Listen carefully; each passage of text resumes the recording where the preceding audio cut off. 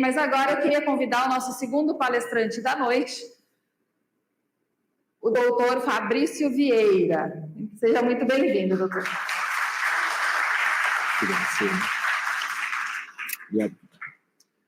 Boa noite, pessoal, tudo bem? Eu vou tentar ficar aqui nesse espaço, tá? Não vai ser muito fácil, mas enfim. Bem, primeiramente queria agradecer muito a presença de vocês, né? Hoje eu estou apresentando um projeto novo aqui.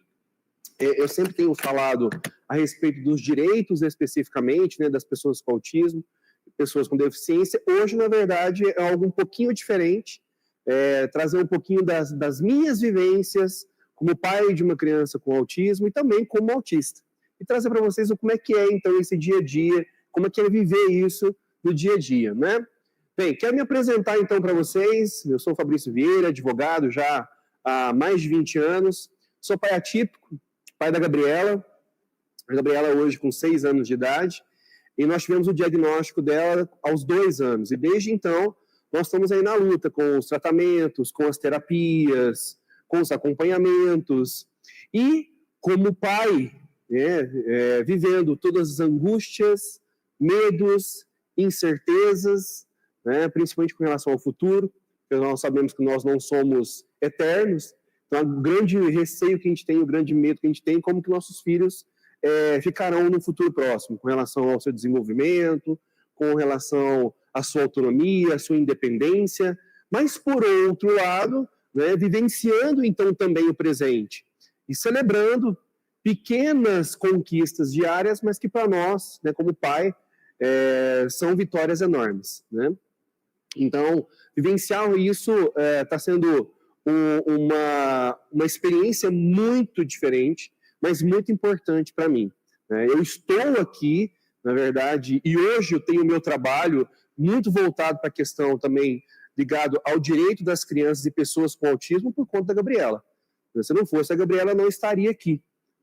Apenas para compartilhar com vocês, eu não tinha nenhum parente, nenhum amigo que tivesse um filho com autismo ou que fosse autista. Então, foi a primeira experiência que eu tive. E confesso para vocês que, no primeiro momento, eu tive muita dificuldade para entender e para me adaptar a essa nova realidade. E, por outro lado, então, comecei a verificar que se eu tivesse alguma forma de ajudar a minha filha, era estudando mais sobre o assunto para poder ajudá-la. E, de fato, num primeiro momento, a minha experiência e o meu estudo foi voltado muito mais para ajudar a Gabriela. Coincidentemente, nessa mesma época, eu estava fazendo mestrado em políticas públicas e não achava um problema de pesquisa juntamente com o meu orientador. Eu ia falar de um assunto totalmente diferente, a minha ideia de pesquisa era uma questão totalmente diferente, e meu orientador, sabendo da questão, então, também do diagnóstico recente da minha filha, que eu estava estudando, estava buscando, ele, então, sugeriu que nós escrevêssemos sobre as políticas públicas ligadas a crianças com autismo. Ele falou, olha, é um desafio, porque realmente o material ainda é muito escasso, né, principalmente na questão ligada a direitos, né, políticas ligadas a crianças com autismo, e eu, então, resolvi assumir esse desafio. E foi algo que mudou completamente a minha vida.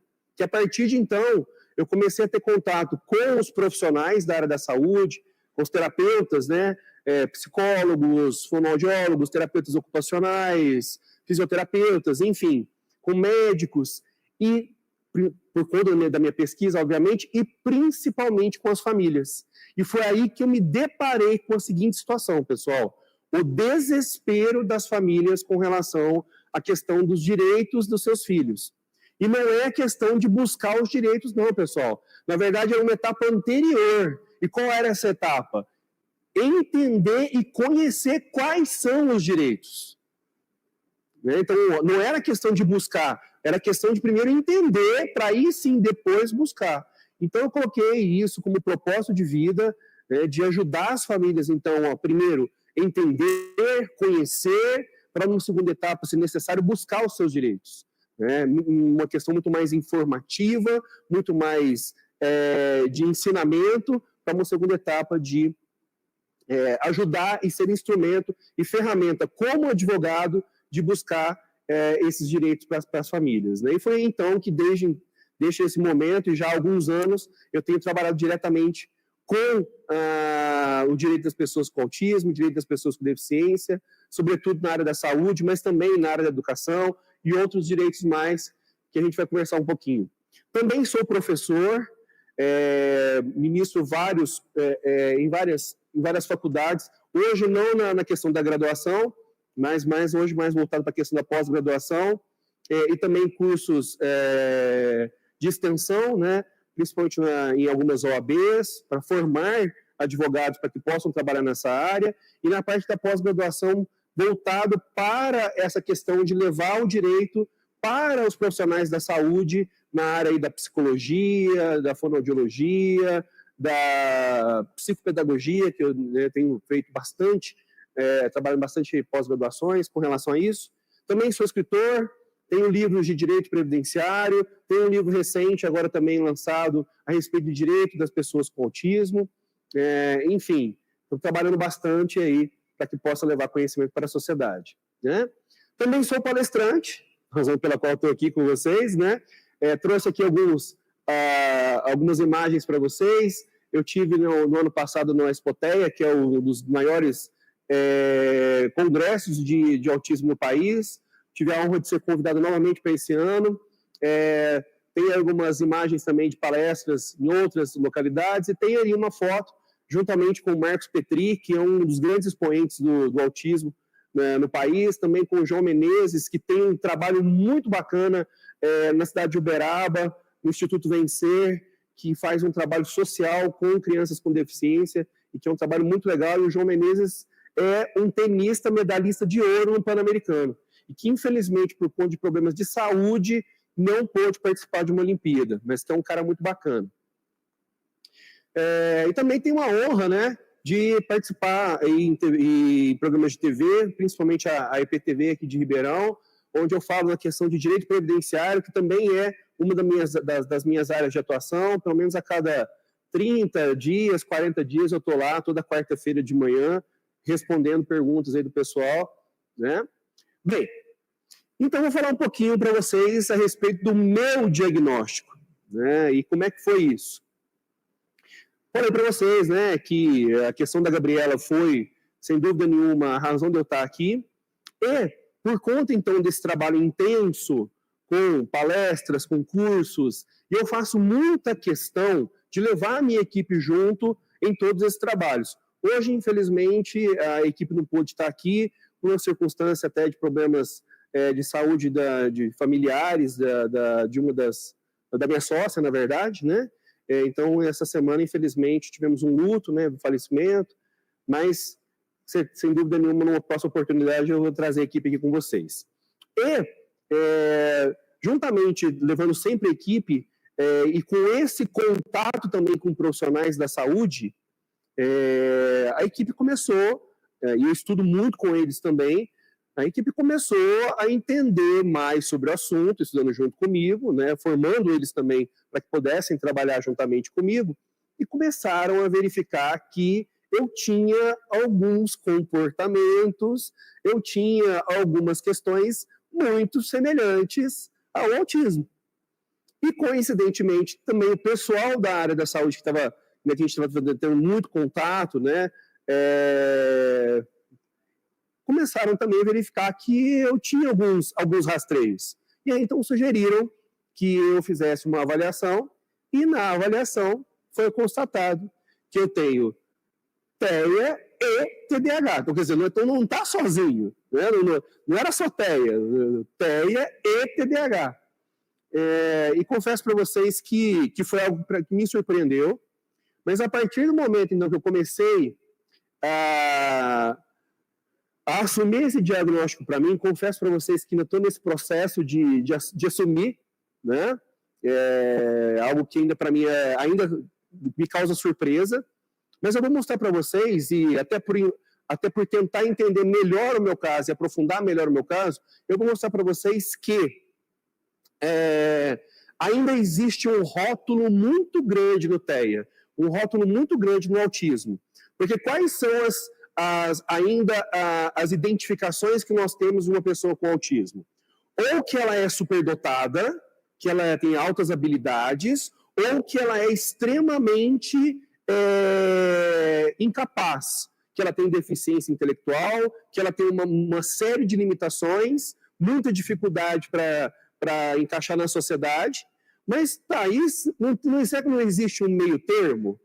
Né? E eu vou mostrar para vocês que existe esse meio termo, até porque hoje, né, a literatura, ela denominou todas as pessoas que têm autismo e várias outras situações como transtorno do espectro autista. Por que espectro, pessoal? Porque ele pode ser manifestado de diversas formas. Não existe uma forma só. É claro que tem que ter, até para a literatura médica e científica, alguns pontos têm que ser cumpridos. Mas, na verdade, não existe uma situação única, não existe uma só situação. O autista não é único. Aliás, pessoal, todos nós, né? Nós não somos iguais, né? Nós somos muito diferentes. Aliás, o autista é único. Nós somos únicos. Nós somos diferentes. Né? E cada um manifesta isso de uma forma diferente. Então, trazer para vocês também a gente começar a desmistificar essa visão do autismo, de que não precisa necessariamente ser algo ou ser alguém com extremas habilidades ou alguém não funcional. Né? Nós podemos pensar perfeitamente numa pessoa funcional que tem limitações, mas que não precisa necessariamente estar rotulado. Aliás, pessoal, não precisamos rotular ninguém, muito pelo contrário. Né? E outra coisa, o autismo não é uma sentença, ele é apenas uma condição que nós trazemos juntamente conosco e que esta condição nos traz algumas situações que precisamos entender melhor. E eu quero trazer um pouquinho, então, para vocês dessa vivência, desse meu dia a dia, como um advogado, como um pai, como um profissional, como um namorado, como um filho que é autista. Ok? Vamos lá. Pessoal, como que funciona o cérebro de um autista? Que imagem que vocês estão vendo aí? Uma imagem de quê? De um armário, de um guarda-roupa muito bagunçado. Extremamente bagunçado. Esse é o cérebro de um autista. Esse é o meu cérebro. Tá? Esse é o meu cérebro todos os dias. E o que eu tenho que fazer todos os dias? Arrumar esse guarda-roupa, arrumar esse armário, para que ele fique assim. Pessoal, o cérebro de um autista é dessa forma. E ele trabalha todos os dias, incansavelmente. O nosso cérebro trabalha incansavelmente para que as conexões comecem a ser e que sejam um pouco mais ordenadas e organizadas. Isso demanda uma energia muito grande. Muito grande. O cérebro de uma pessoa que não tem autismo, de uma pessoa que nós chamamos de típica, de uma pessoa típica, ele amanhece desse jeito aí, bonitinho. Então, o esforço que é feito por quem não é atípico, por quem não é autista, é muito diferente de um esforço de quem é autista. E por essa razão, pessoal, muitas demandas acontecem para a gente no dia a dia. Então, muitas vezes, por conta até de uma falta de energia, uma falta de ânimo, uma falta de uma série de coisas, gera ansiedade, gera depressão, gera um mal-estar, gera um mau humor. Tudo isso para quê? Para que a gente possa organizar esse guarda-roupa. Correto? Apenas para a gente entender um pouquinho, quais são, então, os principais pontos que afetam a vida de uma pessoa com transtorno do espectro autista? Né? Ou seja, por que esse guarda-roupa fica desarrumado? E por que eu tenho que arrumar ele? 3 pontos principais, tá? A literatura hoje já traz até situações um pouco mais além, mas eu acho que para a gente conversar e para entender um pouquinho melhor, esses são os 3 pontos principais que afetam a vida de uma pessoa com autismo. E quais são esses pontos? O primeiro, a questão da comunicação. A Leonara trouxe muito bem aqui a dificuldade que uma pessoa com autismo tem de se comunicar. Mas vocês podem estar se perguntando, mas Fabrício, você está aqui, você está palestrando, você está se comunicando, você está falando, mas pessoal, a comunicação é algo muito mais amplo do que apenas falar e transmitir sinais da fala. Tá? Eu, por exemplo, tenho uma dificuldade muito grande, principalmente nos relacionamentos pessoais, de falar aquilo que eu estou pensando, de falar aquilo que eu gostaria de transmitir para alguém.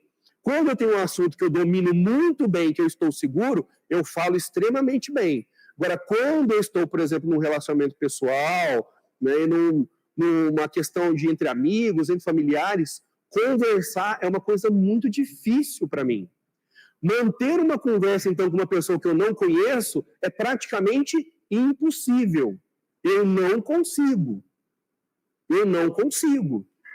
Tá? Então, quer dizer, eu tenho dificuldade de comunicação? Tenho.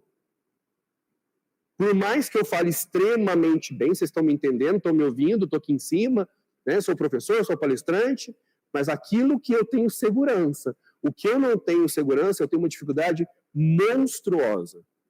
Segundo aspecto, questão das interações sociais. Então, aí até em conjunto com essa questão da comunicação, né? Fazer conexões com as pessoas, para mim, é muito difícil. Eu tenho uma facilidade muito grande de ter conhecidos, de ter amigos, eu me relaciono muito bem com as pessoas, eu transito em todos os grupos, isso a vida inteira. Eu fui líder, para vocês terem uma ideia, líder de grupo de jovens na igreja, fui líder de sala de aula, fui presidente do Grêmio Estudantil Pestalozzi, mas eu não consigo fazer conexões.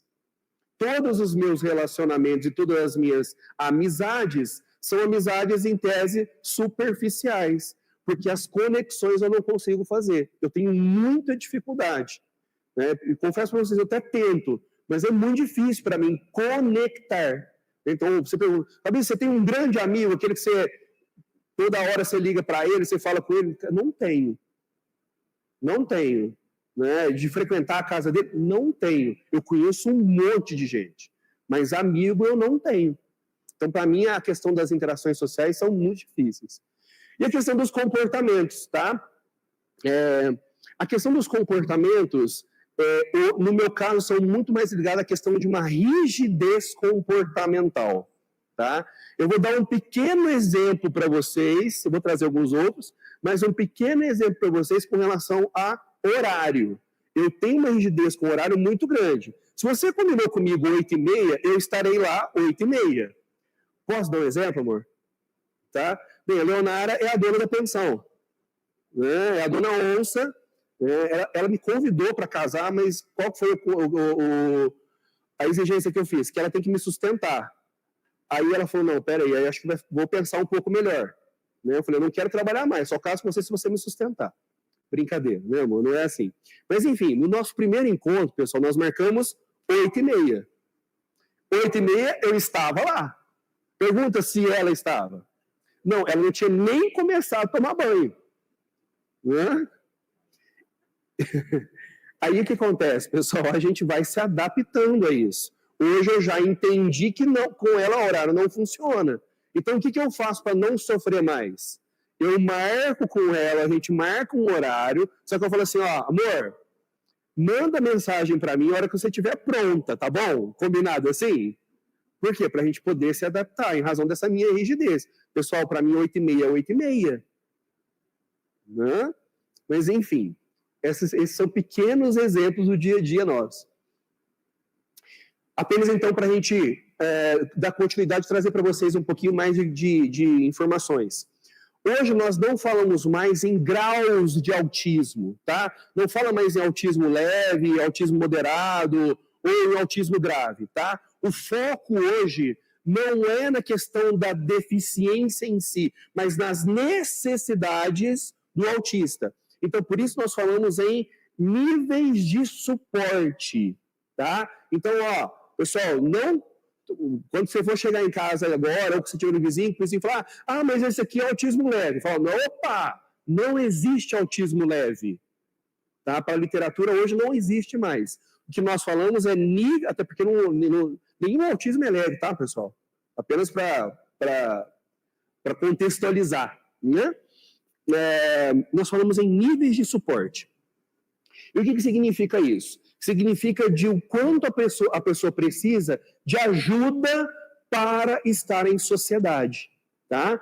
Nível 1, uma ajuda e um suporte bem pequenininho. Nível 2, já precisa de uma ajuda, né? E ele tem uma independência um pouco mais limitada. E o nível 3 de suporte já é uma criança, uma pessoa, um jovem, um adulto, que precisa de uma ajuda muito grande para que ele possa estar em sociedade, para que ele possa estar no dia a dia, tá? Então, ele tem uma autonomia muito pequena. Onde que eu me enquadro? Me enquadro no nível 1 de suporte, tá? E hoje, pessoal, nós falamos, então, em razão de toda essa questão de que eu criei mecanismos e eu aprendi em toda a minha vida, ainda que intuitivamente eu não sabia disso, mas eu criei diversos mecanismos para estar em sociedade. Eu não sabia disso. Hoje eu entendo que eu criei diversos mecanismos para poder me relacionar com as pessoas, para poder ser aceito nos grupos, para que não fosse uma pessoa desfuncional. Então, o que eu tenho, na verdade, o que nós temos, né, eu particularmente, eu tenho o que a literatura chama de autismo funcional, tá? Ou seja, eu criei mecanismos em que o meu nível de independência é maior do que um nível 2 de suporte ou um nível 3 de suporte. Mas eu sinto as mesmas dificuldades de todo autista. Eu tenho as mesmas limitações de todo autista. O que eu aprendi foi criar ferramentas para que eu pudesse estar no dia a dia de uma forma um pouco melhor adaptada, tá?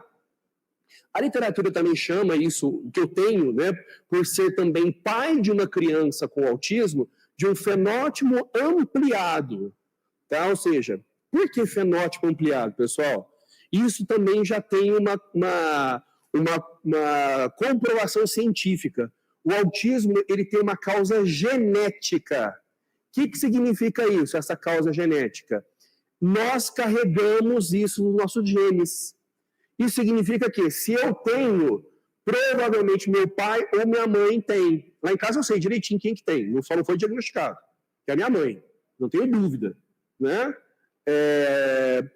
Ou meu pai ou minha mãe teve, e assim por diante, os ancestrais do meu pai teve, e a minha filha, ela tem por essa razão, porque eu, ou a mãe dela também não tem diagnóstico, mas eu tenho dúvida também que ou eu ou a mãe dela também temos esses genes. Então, que a literatura chama, no meu caso especificamente, né, de um fenótipo ampliado. Por que fenótipo ampliado, pessoal? Porque nós temos características muito sutis de autismo. E que acontece? Esse fenótipo ampliado, ele só consegue ser diagnosticado muitas vezes na vida adulta. Por conta principalmente de você ter um filho diagnosticado. Porque se provavelmente a Gabriela não fosse diagnosticada, eu jamais teria o meu diagnóstico. Provavelmente, né? Então, eu não tive a oportunidade, por exemplo, de ter um acompanhamento na infância, na adolescência, e por conta disso, pessoal, eu sofri muito. A vida toda eu tive muitas dificuldades, sobretudo problemas emocionais, de me entender, de me reconhecer, de me auto-reconhecer, e isso também é uma característica do autismo. O autista, né, que funcional, claro, os outros também, mas principalmente o funcional, ele tem uma dificuldade muito grande de autoconhecimento, de autorreconhecimento. Então, ele sofre demais da conta por conta disso. Então, se eu tivesse tido um acompanhamento adequado na infância, na adolescência e na vida adulta, pode ser que talvez muitas das coisas que eu passei eu não teria passado. Mas, enfim, né? Estamos numa situação em que a questão da discussão sobre esse assunto, nós estamos falando de 10 anos para cá, no máximo. Né? Os últimos 5 que eu acredito que foram mais intensos, né, pessoal? Mas um assunto que não se falaria, por exemplo, há 30 anos atrás. Ou se falava de uma forma muito preconceituosa e estereotipada. Né? Bem, Então aqui, pessoal, os slides não ficou muito legal, mas enfim.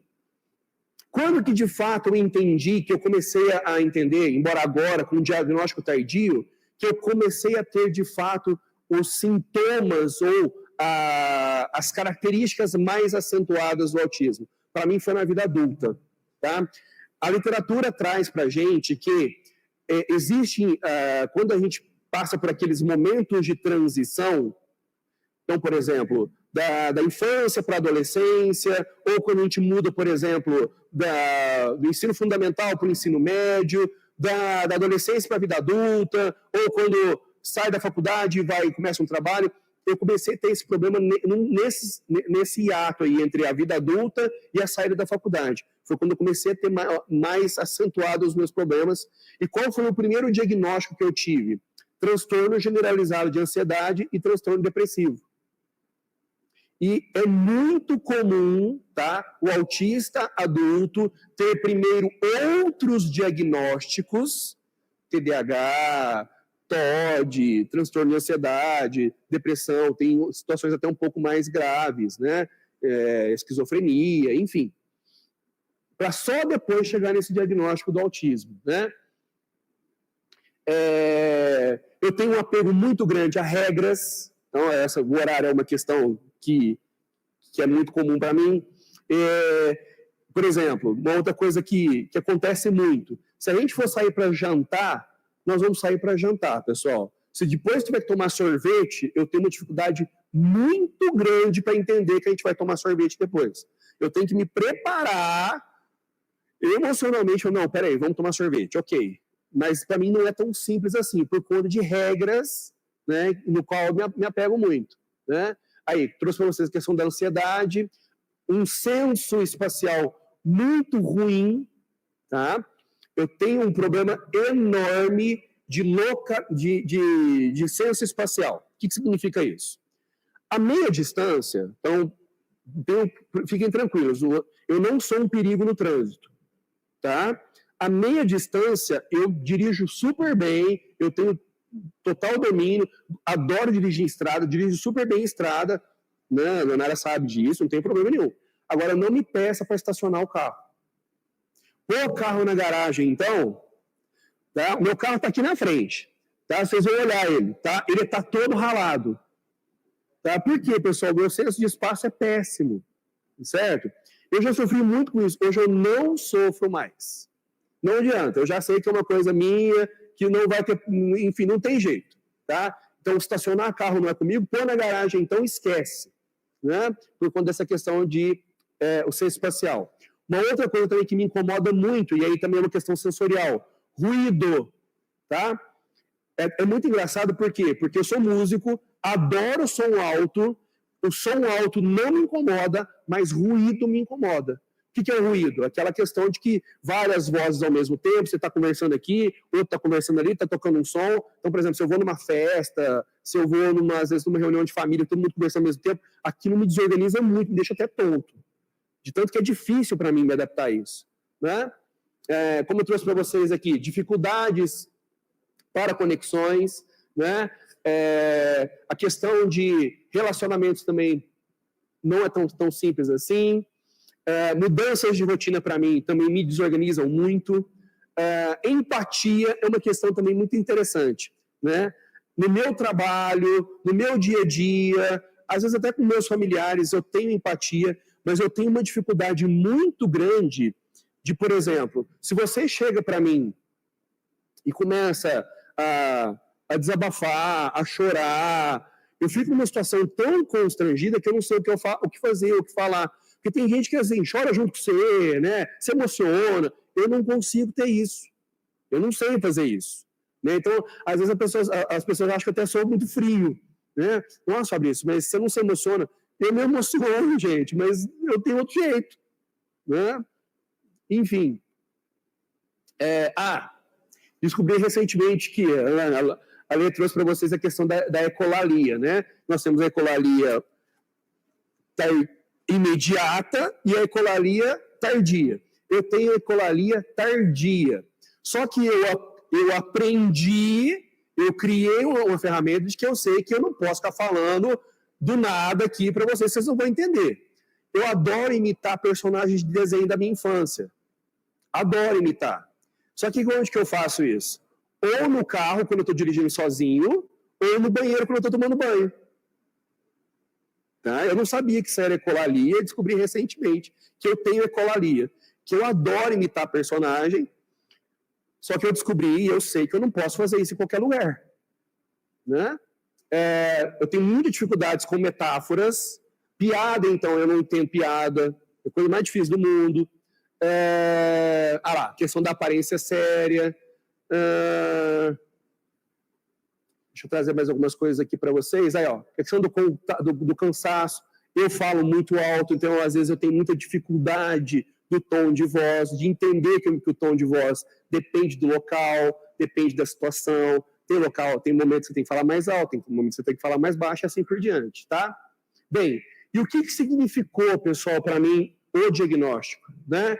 Primeiro, uma compreensão muito grande de mim mesmo, né? E foi, sem dúvida nenhuma, libertador, pessoal. Eu falo para vocês que hoje eu sei que eu tenho limites, eu sei que eu não posso passar daqui, senão vai cortar minha cabeça no vídeo, tá? Mas há um tempo atrás eu tinha muita dificuldade de entender que não precisava. E tudo bem, não tem necessidade de passar aqui. Porque se eu passar aqui, vai cortar a cabeça. Se eu virar aqui, eu vou me desorganizar.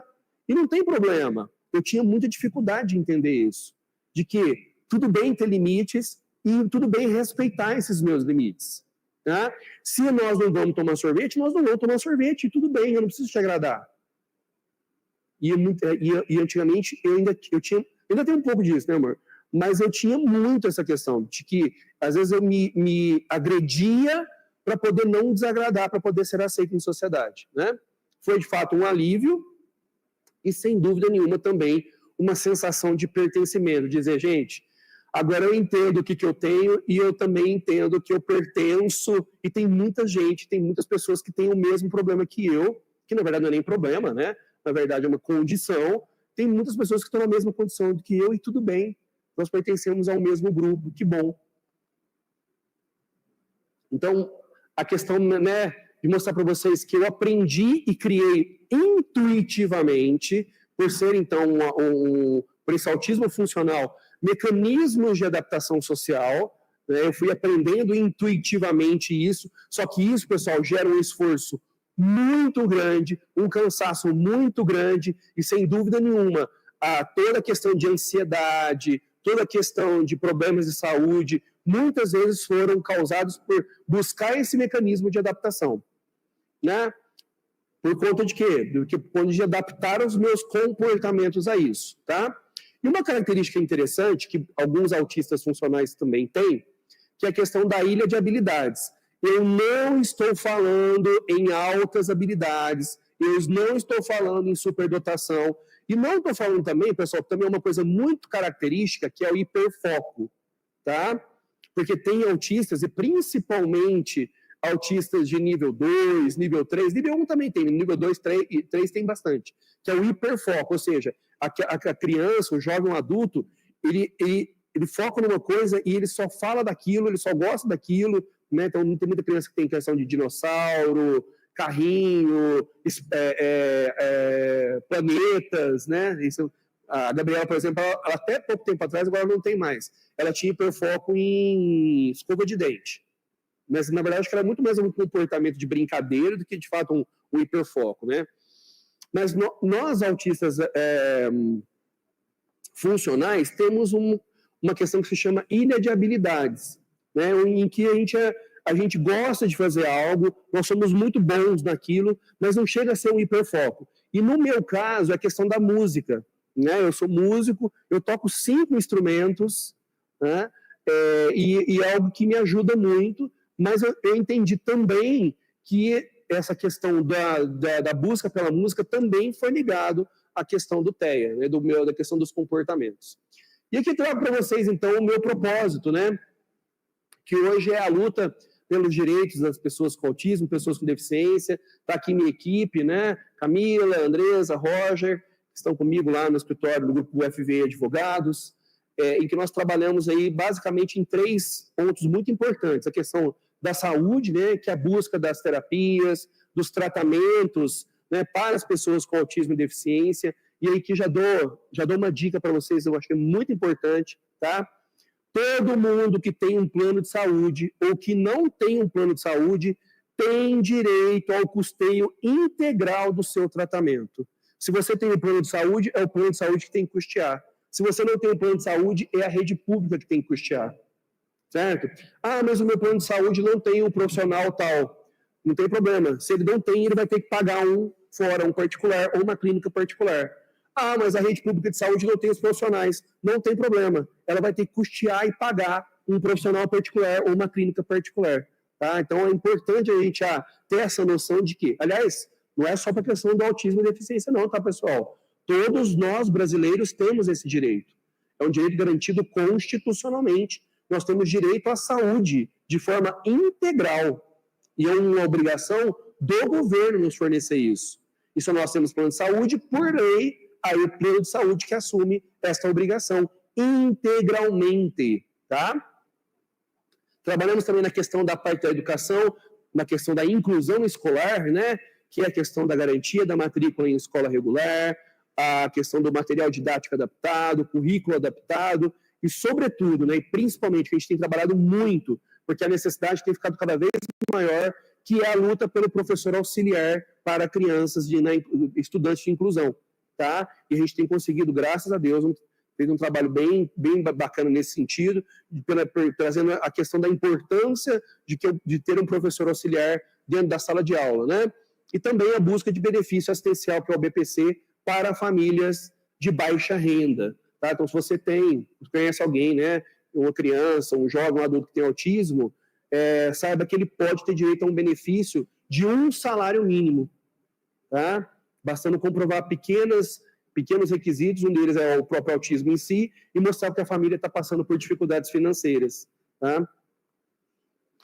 Bem, por fim, pessoal, quero trazer para vocês aí, que o autismo não é uma deficiência, não é uma deficiência, desculpa. O autismo não é uma incapacidade, muito pelo contrário, né?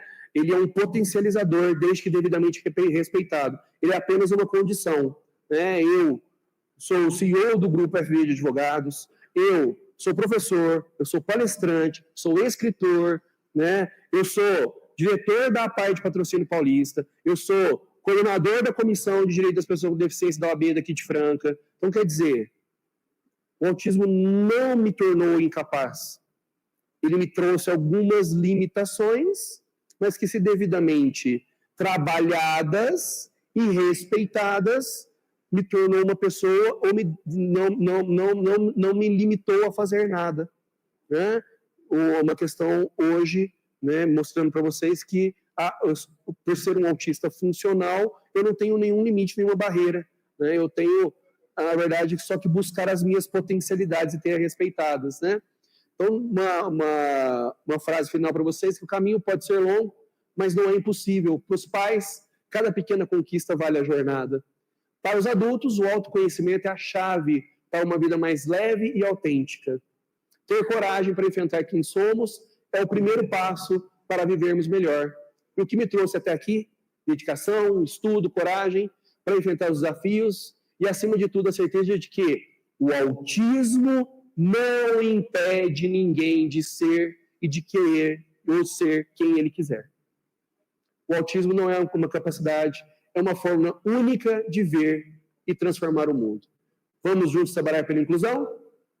Pessoal, muito obrigado, tá? Quero agradecer muito à Faculdade Metropolitana, em sua diretoria, em nome da professora Silvia, à PAF, em nome da sua diretoria, Flávia e Arley, muito obrigado pelo convite. O convite também da Clínica Meus Sentidos, né? Em nome da Leonara, em nome da Fran. Muito obrigado, viu, gente? E que Deus abençoe vocês. Tá aí minhas redes sociais, vai ser um prazer aí ter vocês nos acompanhando. Fiquem com Deus. Obrigado. Obrigada, doutor Fabrício.